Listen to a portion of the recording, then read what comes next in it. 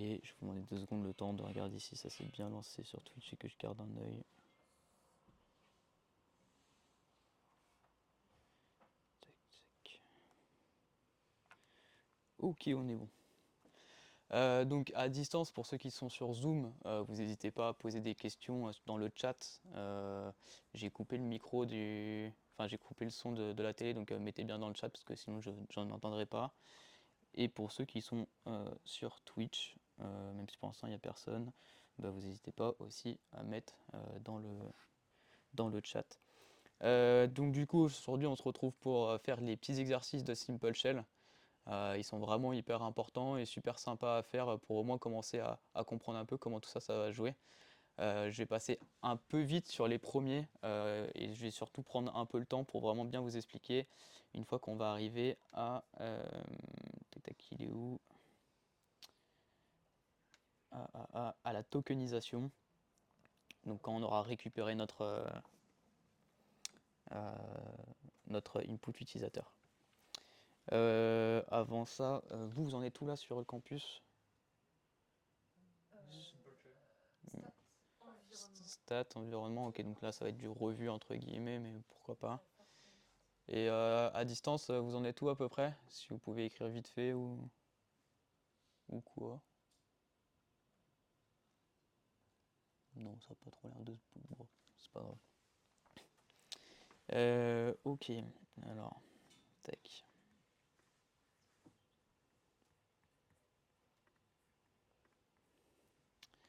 Donc pour ceux qui n'ont pas encore commencé les...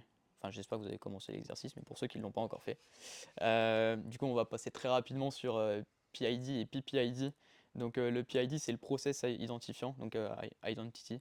Donc en fait bah, là vous allez avoir l'identifiant de chaque processus. Chaque processus a bien son comment son identifiant, et on a du coup le PPID qui est le processus, enfin l'identifiant du processus parent de celui qui appelle. Donc ça on peut le voir assez rapidement. Donc là on va juste faire un copier-coller de ce qui est donné. Hop. Oula.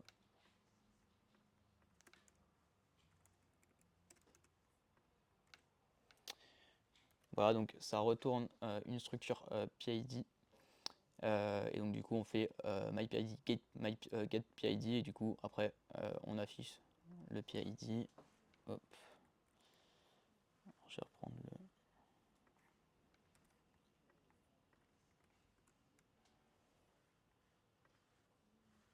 J'ai une piste.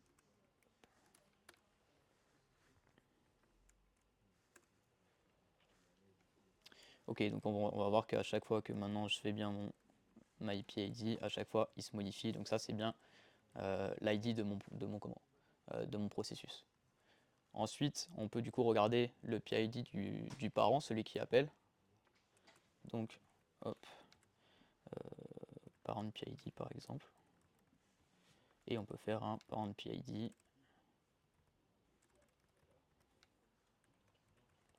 est égal get PPID. Et ça pareil, on peut l'afficher. Hop.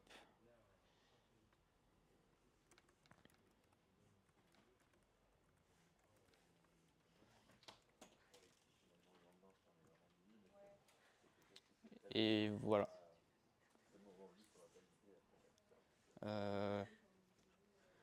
Donc du coup, une fois qu'on y est, donc là on peut voir qu'en fait à chaque fois que je vais afficher, j'ai toujours donc le premier qui change, donc ça c'est mon PID, et j'ai le deuxième qui est le parent PID, et donc là on peut voir que c'est toujours 55 926.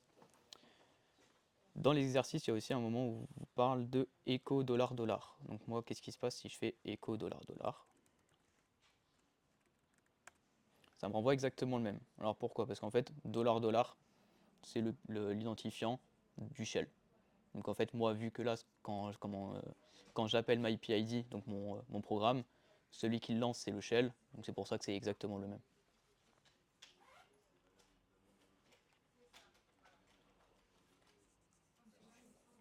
Et bonjour à Laval, je viens de voir le message dans le chat.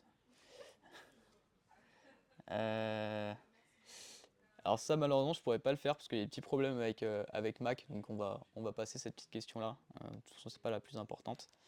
Ensuite on a du coup le petit exercice pour afficher les arguments. Donc ça normalement vous l'avez déjà vu avec ARGC, RGV, mais vous avez utilisé ARGC. Là le but c'était de ne pas utiliser ARGC. Donc je sais pas comment vous avez fait vous. Comment? Unless parameter. Ouais, alors oui pour avoir le. Ok. Ouais, le void, ouais, pour passer out, mais c'est surtout, vous l'avez pas utilisé, donc du coup, comment vous avez fait pour ne pas utiliser au lieu de faire i est égal à 0, tant que i est plus petit que RGC, comment vous avez fait?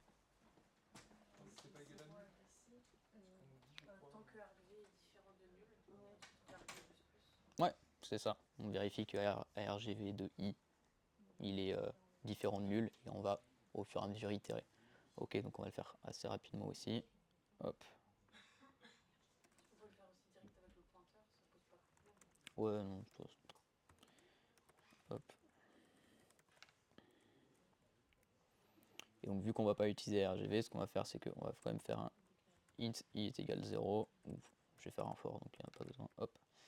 Tant que, pour i est égal à 0, tant que argv de i, alors, soit vous faites différent de nul comme ça, si vous l'enlevez, dans tous les cas ça va dire la même chose.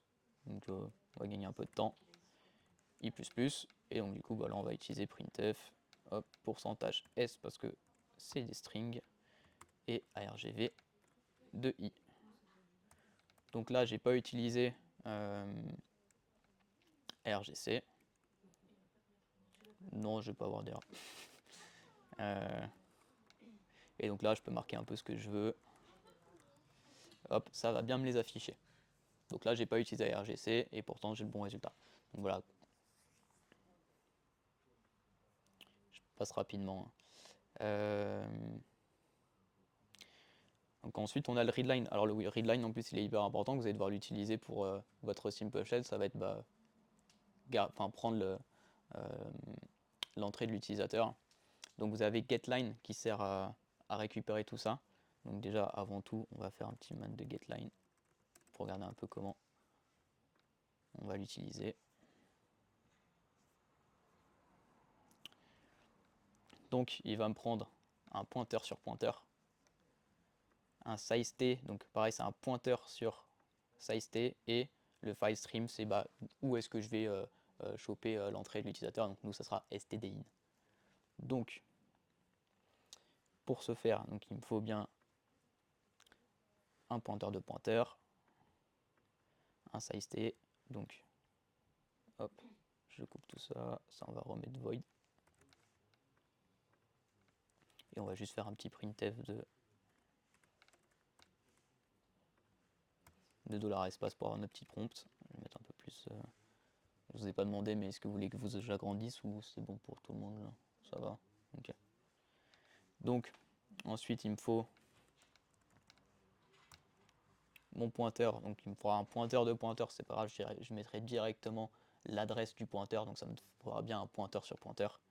Donc, je vais pas l'appeler line, je vais l'appeler input. Après, il me faut un size t, donc n, et c'est tout. Et ensuite, par contre, on va aller voir la valeur renvoyée. En cas de succès, getLine renvoie le nombre de caractères lus, séparateur inclus, mais sans compter le 0 terminal, donc le caractère de fin. Donc hop. Donc c'est un size, donc ça, ss size. Donc hop. On va appeler len. Et du coup, on va faire len est égal à getLine. Alors je vais juste me mettre les.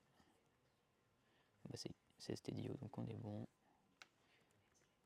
Donc là, je vais mettre mon pointeur de pointeur. Donc vu que ici j'ai une chaîne de caractères, c'est déjà un pointeur, je vais rajouter devant l'adresse pour que ce soit bien un pointeur de pointeur. Ensuite, il faut l'adresse de sizeT, donc de n, donc je mets le pointeur, et où est-ce qu'on veut récupérer, c'est stdio. stdin, ouais, stdio. Wow. Et ensuite, je vérifie que len est différent, voilà, de -1 en cas d'échec. Et nous, on va faire un return -1 si jamais c'est le cas. Et ensuite, pour vérifier si on l'a bien, on va faire un printf de input pour vérifier si j'ai bien tout. hop, je le lance, j'ai mon petit prompt, il est en train d'attendre mon entrée utilisateur.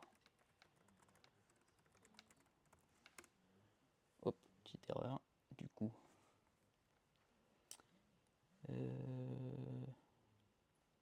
parce que dans ta compilation, tu compiles PID, non? Bah oui, mais c'est bien. Ah oui, c'est le même. Ouais. Tac, tac, tac. Je vais vérifier, mais. Juste relancer mon VS Code vite fait. Hop, hop.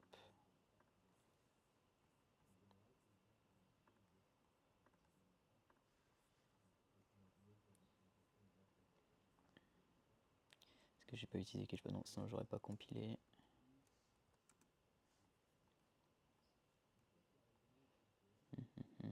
Commence bien ce live. STDIO, de toute façon ça aurait pas compilé. Getline, attends, on pourra sur la ligne. Donc en plus normalement j'ai même pas besoin de le fin. Il faudra que je le free à la fin, donc c'est pas ça. Oui, c'est peut-être ça. Merci dans le chat. Peut-être que je dois mettre ça à 0. Voilà. Non. Input au début, il est nul. Ouais, ça doit être ça, ouais. C'est parce que j'ai pas mis input à nul et du coup je pense qu'il doit prendre une valeur de base qui n'est pas bonne. Ok, c'est bon, ouais, on est bon. Alors vu que je fais de le rentrer, il n'y a même pas besoin de ça. Voilà, donc là à chaque fois que je fais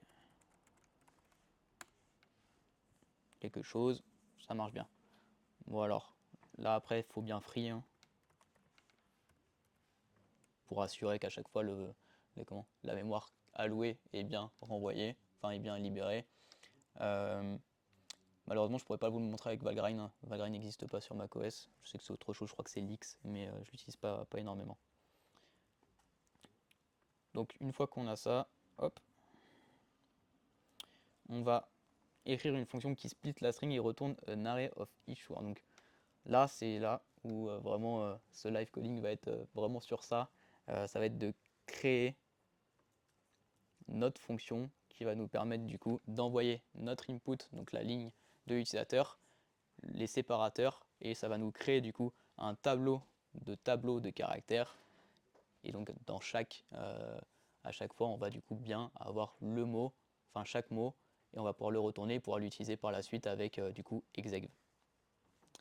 Donc normalement j'ai fait un tout petit tableau très rapide pour ceux qui n'ont pas encore la tokenisation. Donc imaginons que notre input c'est create super simple shell.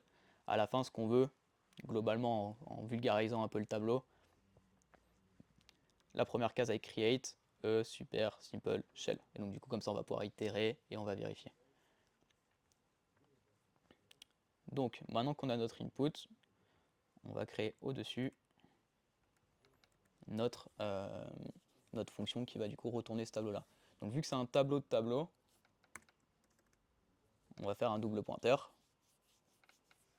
Et du coup on va l'appeler par exemple splitLine.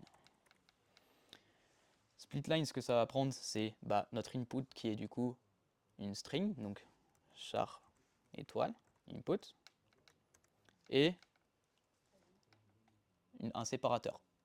Donc en chaîne de caractères, comme ça il va pouvoir être utilisé directement par strtoc et pouvoir nous délimiter par rapport à ce qu'on lui donne.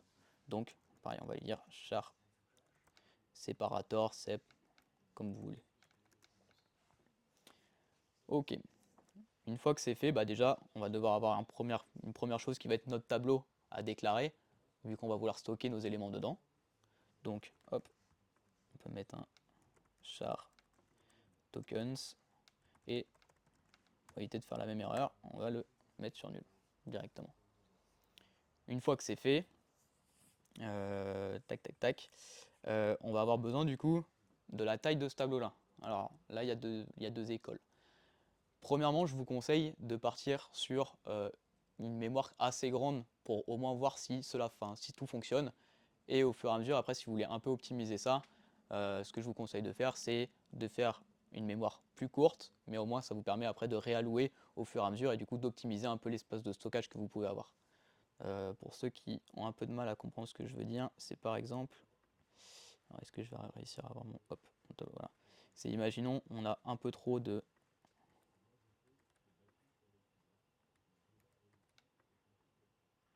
cases de tableau. Bah, le but ça serait peut-être au début de créer que 4, qu'un tableau de 4, et en fait quand on arriverait à shell on verrait qu'on n'a plus de place et du coup on va réallouer 4 pour pouvoir mettre shell, et par contre ça nous oblige ici, hop, de mettre nul pour éviter d'itérer trop dans le tableau et du coup de dépasser la mémoire qu'on a allouée. Donc ça c'est ce qu'on va faire, on va déjà partir sur le très simple entre guillemets, enfin le plus simple, et ensuite on va réallouer. Donc bah, pour ça on a besoin d'une taille de buffer. Donc bah, on va faire un buff size, on va le mettre par exemple au début pour s'assurer à 10, comme ça on peut stocker 10 éléments, et donc du coup bah, la première chose à faire ça va être de dire que bah, tokens il est égal à malloc, voilà, j'utilise malloc stdlib, et du coup bah, je vais dire buff size fois, et alors là c'est size of, et en fait voilà, pardon, donc d'un pointeur sur caractère, parce qu'en fait à chaque fois on va avoir sur chacune des cases de notre tableau un pointeur qui va pointer sur une chaîne de caractères. On fait comme d'habitude la petite vérification pour s'assurer que tout se passe bien. Là pour l'instant on a besoin de rien faire. À la limite on pourrait free input si jamais il y a un problème, comme ça il serait déjà free. Vu qu'on return nul et qu'à la fin on le fait, ça devrait... Ouais, on va le faire quand même. Hop, hop, hop. On va free input, comme ça au cas où il n'y aura pas de problème. Donc là une fois que c'est fait, on a bien notre tableau, donc par exemple de 10 cases qui contiennent des pointeurs sur des caractères. Maintenant, on va devoir utiliser strtoc pour commencer à délimiter. Alors, comment fonctionne strtoc?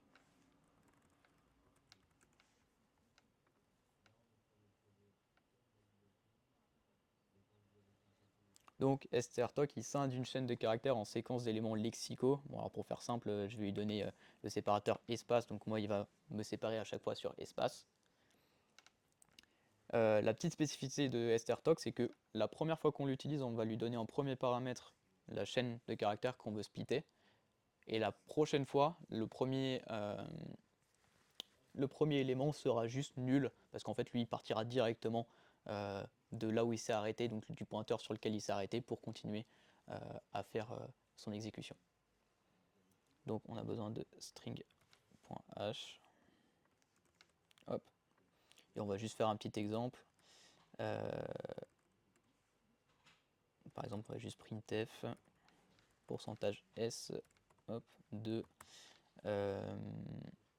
strtoc input, et on va dire que pour l'instant donc sep, hop, juste pour voir un peu ce que ça peut donner, et on va return nul parce que sinon on va avoir un problème.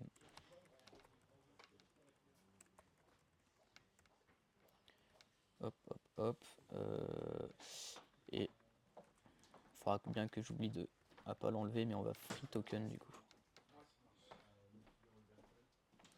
Ok, donc une fois qu'on a notre input ici, on va appeler splitline, et du coup on va lui donner input et pour l'instant juste nous espace. Ok, donc là ce que je vais faire c'est par exemple salut tout le monde. Voilà, là mon premier token qui est retourné c'est salut. Donc je vois bien que j'ai à chaque fois le token voulu avec le séparateur que j'ai donné. Imaginons que par exemple je mets un anti/n, bon, on va voir que là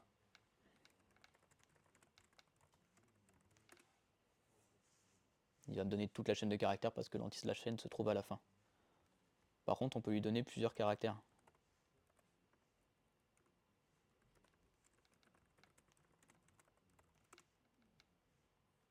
Donc là il va s'arrêter dès qu'il voit le M. Et vu qu'il n'y a pas de N avant, mais si je fais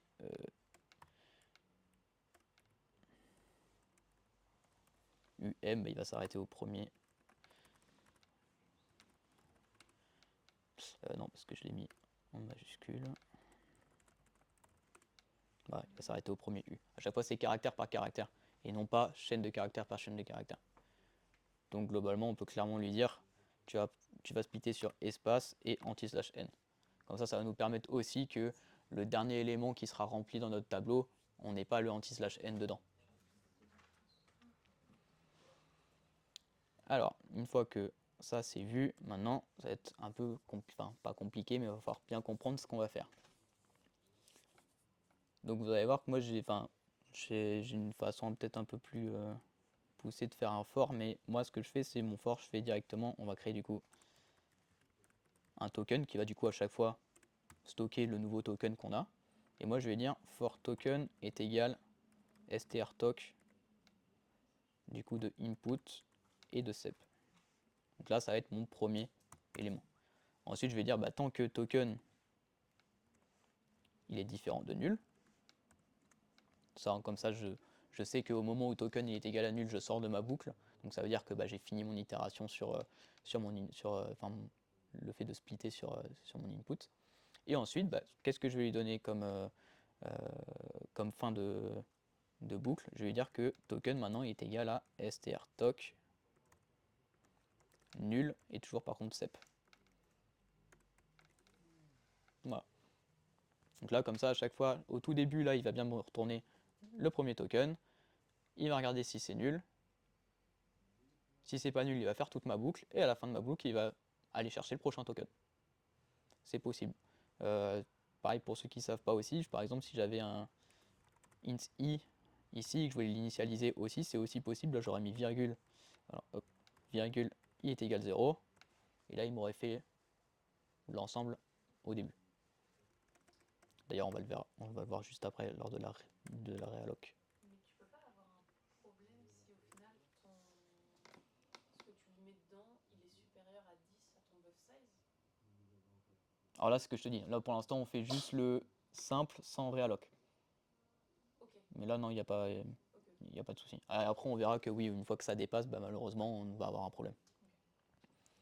Ok, donc une fois que c'est fait, je veux prendre chaque token et du coup, maintenant le mettre dans tokens avec un S. Donc là, je vais devoir créer du coup un int i pour pouvoir boucler sur mon tableau et du coup mettre dedans les tokens. Et donc c'est là où moi je vais faire mon i est égal 0 et je vais dire que ici il fera i++ aussi à la fin. Ça, je suis sûr de ne pas oublier. Et du coup je vais dire que token de i, donc là où il y a mon pointeur, ça va être égal à malloc tokens de i de et directement strlen de token plus 1. On n'oublie pas le plus 1 pour bien mettre le null byte.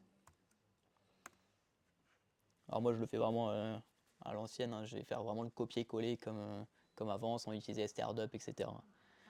Ok.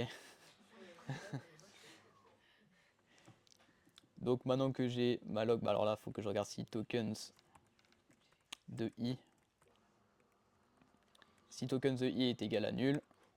Alors là j'ai des petites choses à faire. La première chose c'est je vais devoir free input. Je vais aussi devoir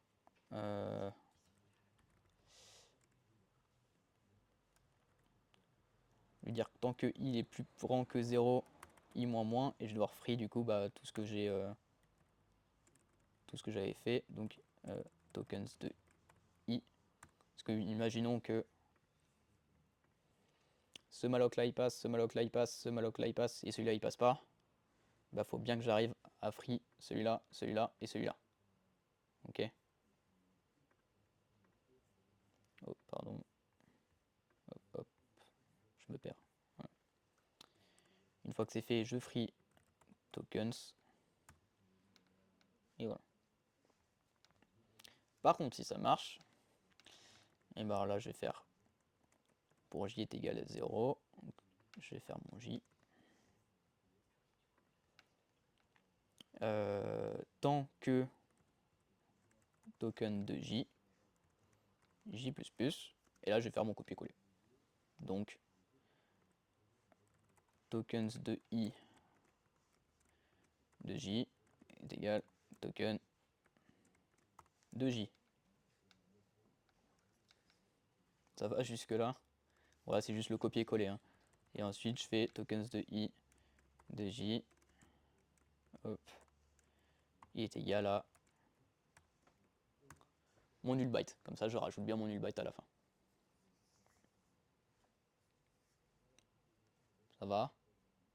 Oui. Des questions sur le chat?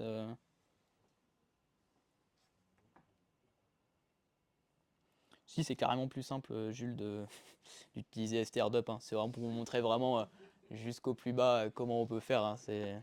Attendez, je boire un petit coup.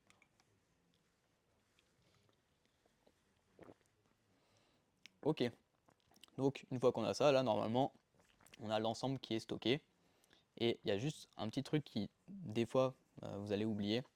C'est bien ici de mettre tokens de I est égal à nul.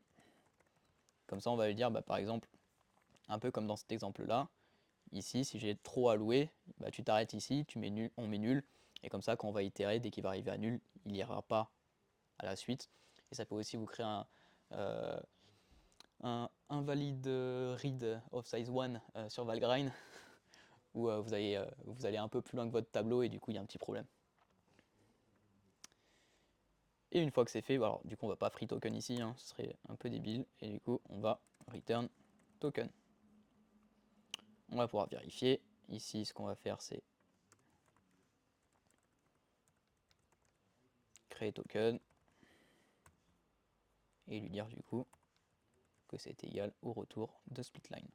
Et ensuite bah, du coup on va faire i est égal à 0 tant que tokens de i i++, et on va printf chaque token. Et à la fin, là par contre, on va bien free tokens. Et du coup, je vais ajouter un i. Ok. Hop.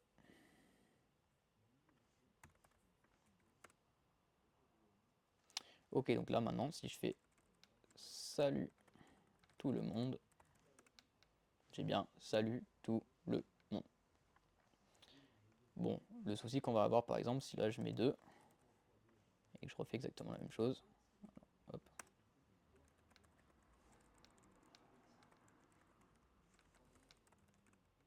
Voilà, là, ça part un peu en cacahuète. Automatiquement, je lui dis comme quoi il a que 2. Lui, ce qu'il fait, c'est qu'il va itérer à chaque fois jusqu'à temps que token soit différent de nul. Alors, une solution pourrait lui dire que aussi, tant que i il est plus petit que buff size. Là, ça va marcher aussi, sauf que le problème, c'est qu'on va voir. Hop, hop.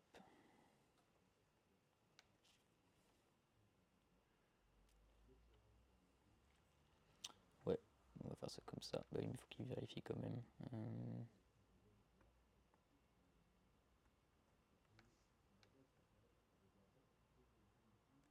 À la limite, on va faire là. On va faire if token est égal nul. On va faire un break. Voilà, c'est la même chose. Alors là, ça commence un peu à créer n'importe quoi.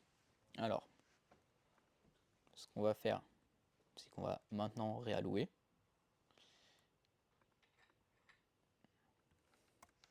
Et du coup, en fait, tant que token...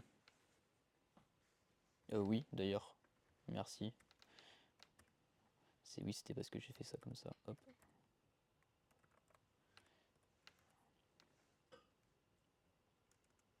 Du coup, je vais avoir quand même le même résultat. Hop.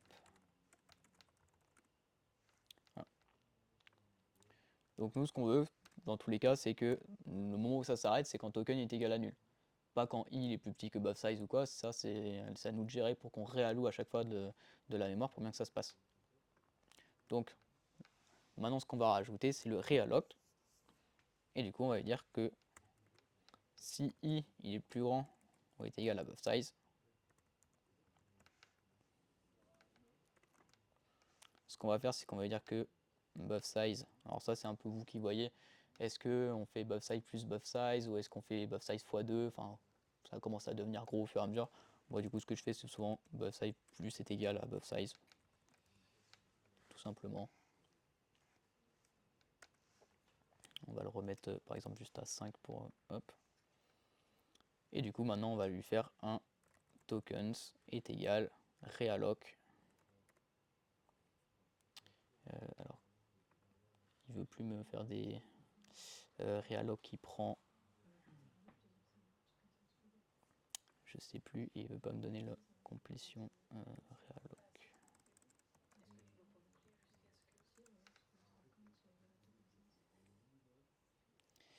Alors realloc.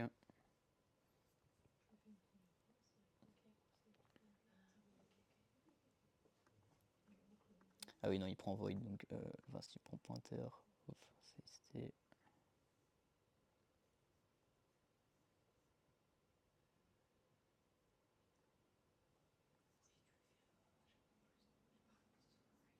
Et donc du coup bah, on va lui donner tokens et on va lui dire du coup bah, size of fois buff size.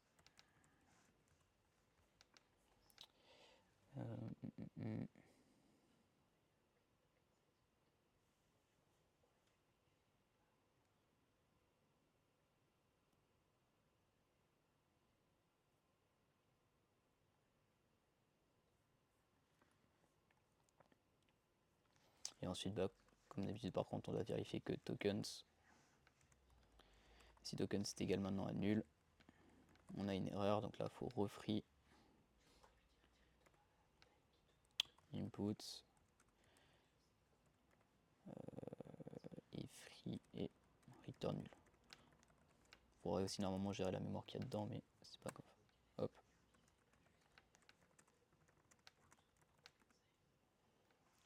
Donc là on est sur 4 donc on est bon. Et par exemple si je fais. Voilà, donc là en fait ce qui s'est passé c'est qu'il dès qu'il est arrivé à au-dessus de 5, il a appelé, on va faire hop. Il est bien passé dans la boucle pour réallouer, hop.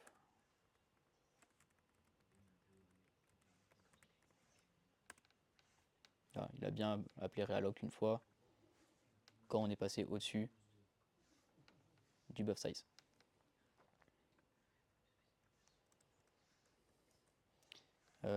Petite pause là-dessus, est-ce qu'il y a des questions sur les campus, dans le chat Twitch?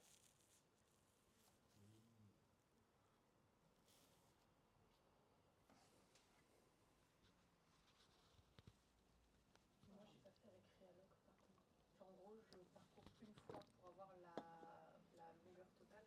Ouais. Ensuite, je fais un malloc de cette longueur-là. Et tu parcours la taille de quoi? De ton input? Ouais.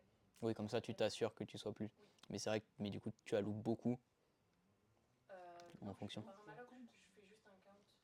Genre, je le parcours juste avec un count. Et du coup, après, je récupère le résultat de ce count pour faire mon malloc. Mais c'est le count de quoi que tu prends?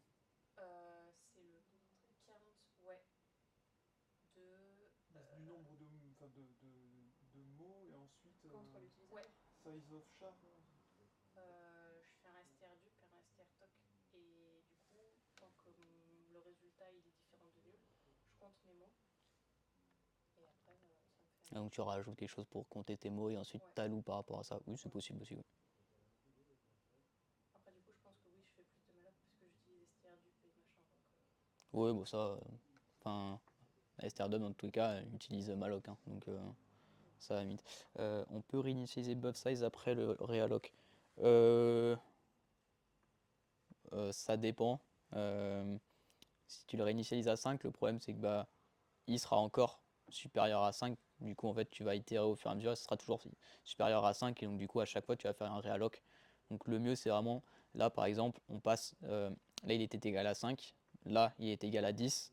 Et donc du coup, tant que il va passer sur 5, 6, 7, 8, 9. Et là, c'est après que là, du coup, on va dépasser encore ce qu'on a alloué. Et du coup, il passera à 15, etc. Vous pouvez faire plus 1, mais bon, vous allez peut-être faire beaucoup de ralloc. Donc, je vous conseille de choisir un nombre qui est un peu bas, mais pas de fin, mais éviter de faire trop de ralloc aussi. De toute façon, à la fin, du moment que vous faites bien votre free, c'est ok. Moi, j'ai fait x2. Ouais, c'est possible aussi le x2. Du coup, il faut bien après que tu modifies ton buff size pour t'assurer que si jamais tu dois le refaire encore une fois, tu as assez de taille.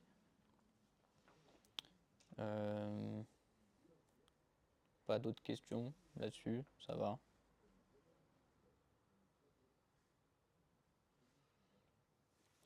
Une fois que vous avez bien réussi cette fonction-là, ce qui est cool, c'est que vous allez pouvoir l'utiliser et pour votre input, mais aussi pour le pass. Vous allez devoir le découper, le pass, pour aller du coup à chaque fois concaténer la commande donnée par l'utilisateur pour regarder si le fichier existe ou pas. Et du coup, ça va vous permettre de directement split le pass avec les 2 points et avoir du coup l'ensemble des directories dans lesquelles vous allez pouvoir trouver ou non la commande de l'utilisateur.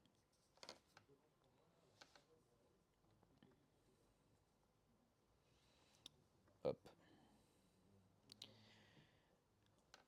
Ok, du coup, après il nous parle de execve qui nous permet du coup d'exécuter un autre programme. Alors, le seul souci de cette commande-là, c'est qu'elle va arrêter le processus dès qu'elle a fini d'exécuter la commande qui est dedans. Donc en fait, c'est globalement pour ça qu'on vous demande de faire un fork, pour dupliquer le processus et du coup faire l'exécution de execve dans le processus enfant. Comme ça, c'est lui qui est terminé et non pas votre parent. Parce que si vous ne faites pas de fork, on va le voir là tout de suite, le problème c'est qu'on n'aura pas vraiment un shell parce qu'à chaque fois qu'on rentrera une ligne de commande, ça s'arrêtera directement. Donc on peut voir ici que par exemple on a un tableau de tableau, donc ça tombe bien, c'est ce qu'on a avec tokens, qui contient du coup à chaque fois chaque token, donc /min /ls-l et /user/ et donc ça c'est l'environnement. Et du coup on vérifie qu'il n'est pas, il est plus petit que la valeur retournée, pardon. Si elle est égale à 1, c'est qu'on a une erreur, on affiche l'erreur, etc. Bon là, il faudra faire des free, il faudra faire des choses comme ça. Donc on va faire ça. Hop, du coup j'ai juste à voir si j'ai besoin d'une autre librairie. Je sais plus si je l'ai celle-là. Ouais, je l'ai déjà, donc c'est bon.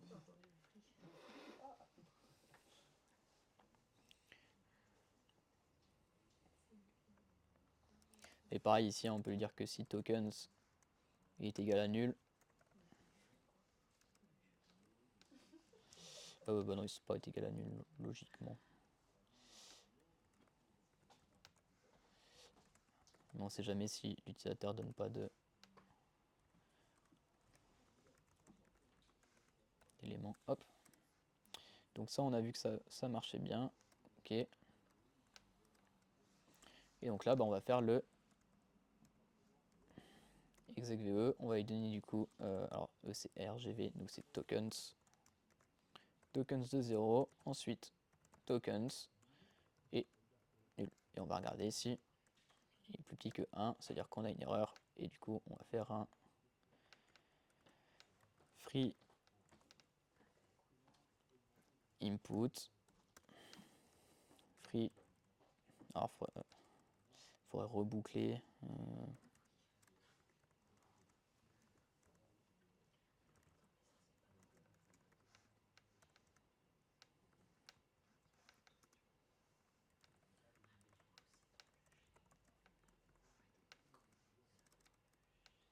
Hop, on free token et on return -1.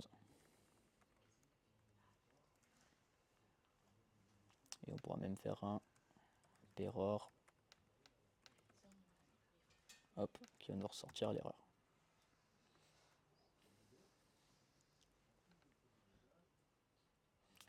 Et donc là, par exemple, si je mets /bin/ls, ça s'exécute bien.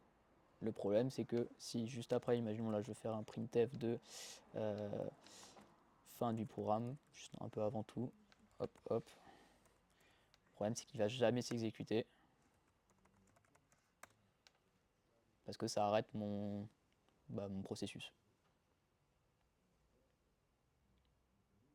Ça va?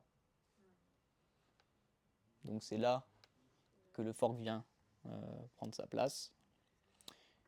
Du coup, pour le fork, on a besoin...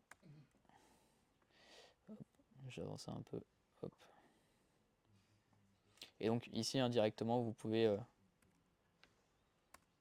/bin/ls-l par exemple, et ça va bien du coup prendre les arguments qui sont en compte. /bin/ls -l, on va se créer un test 1, test 2, hop, test. Bon, j'ai bien test 1, test 2, donc tout marche bien. Donc, maintenant pour le fork, donc fork ça va bien nous créer un nouveau processus enfant. Il sera pratiquement identique à celui du parent, c'est juste du coup on va avoir l'identifiant qui va automatiquement changer. Quand le fork il retourne il est bien exécuté, pardon, donc du coup on a bien deux processus. -1, ça veut dire qu'on a une erreur. 0, ça veut dire qu'on est dans le processus enfant. Et tout le reste, c'est qu'on est dans le processus parent. Et on peut du coup le voir voilà, ici. Ici, on est dans le processus enfant. Ici, on est dans le processus parent. Donc on va faire la même chose.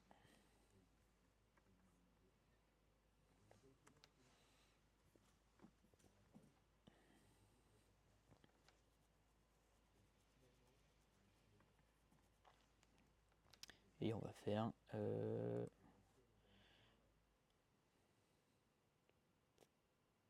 sais même pas comment l'appeler, comme ils l'ont appelé. Child PID. Ouais, on va appeler PID. Hop. Et du coup, ici, on va faire PID est égal fork. Et une fois que c'est fait, si PID est égal à -1, on a une erreur. Bon, alors je vais pas faire toutes les erreurs, hop, on va juste faire return -1. Sinon, si PID est égal à 0, d'ailleurs on n'a même pas besoin du else if parce que si le premier il prend, ça return. Donc là, on est dans le processus enfant, donc là on va faire un copier-coller de ça. Hop. Hop.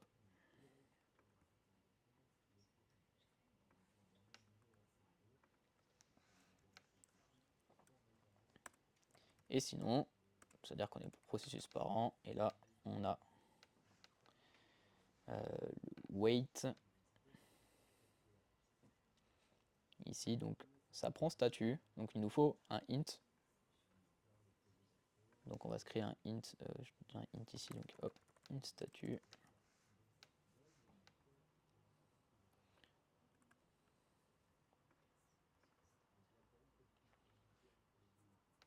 Et du coup ça va mettre dans statut le résultat du processus, le code du résultat du processus. Donc ici on peut faire un, du coup wait, ça va attendre que ça finisse. Hop, hop. Et là, ça y est, normalement tout fonctionne. Si je fais /bin/ls-l, voilà, j'ai bien mon /bin/ls, enfin le ls-l qui est exécuté, et j'ai bien mon fin du programme juste après.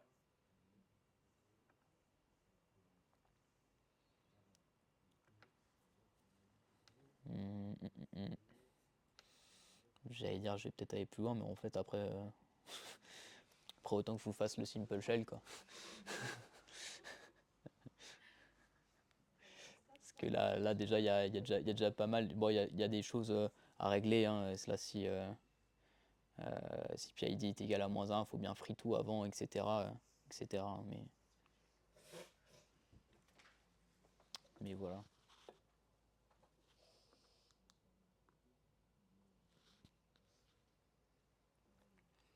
Est-ce qu'il y a des questions? On doit mettre des returns à chaque fois qu'il y a une erreur ou pas? Genre, parce que erreur, enfin return ça arrête le truc. Ouais. Est-ce qu'on doit quand même rester dans le processus? Parce que du coup, moi j'en ai pas mis. Bah, Même tu dans le peux, tu peux, processus. ouais, tu peux faire. Alors oui, là, c'est parce que je suis dans le main et je veux arrêter directement.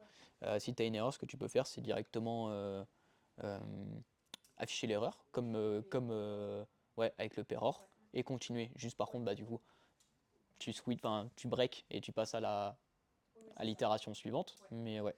Donc Ok. là, globalement, ce qui reste à faire, tu parcours pas ton pass là. Ah oui, non. Non, non, sinon, sinon comme je le dis, autant que je vous fasse le simple shell et puis vous êtes tous en vacances. Mais globalement, c'est à peu près la même. Enfin, pour le pass, bah, vous pouvez utiliser cette fonction qui est splitline pour du coup donner votre pass et donner le séparateur. Donc cette fois, bah, c'est pas espace, mais c'est bien 2 points. Allez, s'il te plaît. Excuse-moi. Ah, si vous avez des sous. Non, non, non, non, du coup, euh, on va entre guillemets s'arrêter là. Donc, ouais, là, par la suite, alors, 1 € c'est bon, ouais, c'est pas cher payé. Hein. Alors, print FSP.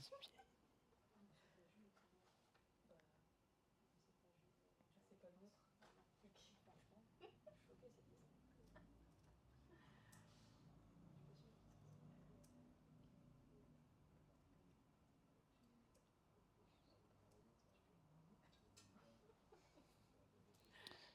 Fils de point PID est égal pourcentage D parent est égal pourcentage D get PID get PID. Comment les deux get PID ici peut. Ah bah là normalement si t'as get PID get PPID tu dois pas, enfin tu dois avoir des. Oui, t'as deux résultats différents, c'est bien ça Thomson. Bah, c'est comme ça qu'il s'appelle. Non, mais oui. Si t'as deux résultats différents, c'est normal. Hein. Est-ce que c'est pi des pipi? Oui, pour les parents et l'enfant. C'est dans quel cas? C'est quand tu es dans le fork ou c'est quand tu es directement dans un main global direct?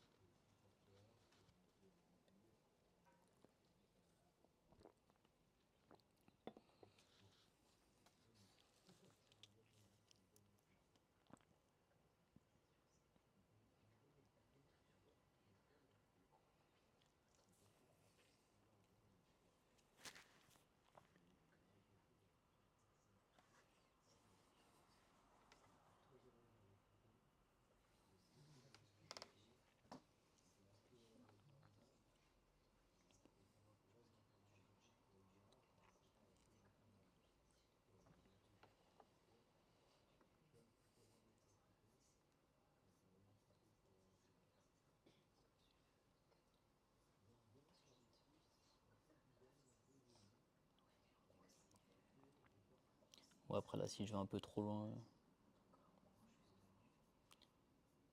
le but c'est quand même que vous travailliez un petit peu.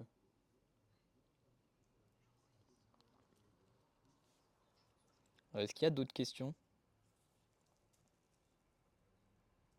T'as coupé.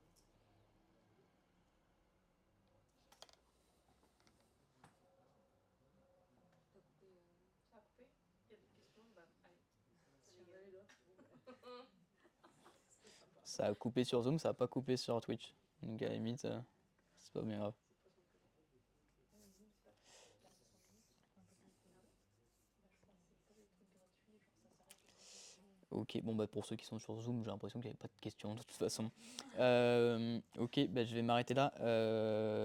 Thomson, si jamais tu veux discuter sur Slack, je sais pas si tu es étudiant à Alberton, je pense. T'hésites pas à envoyer à m'envoyer un message, je te répondrai.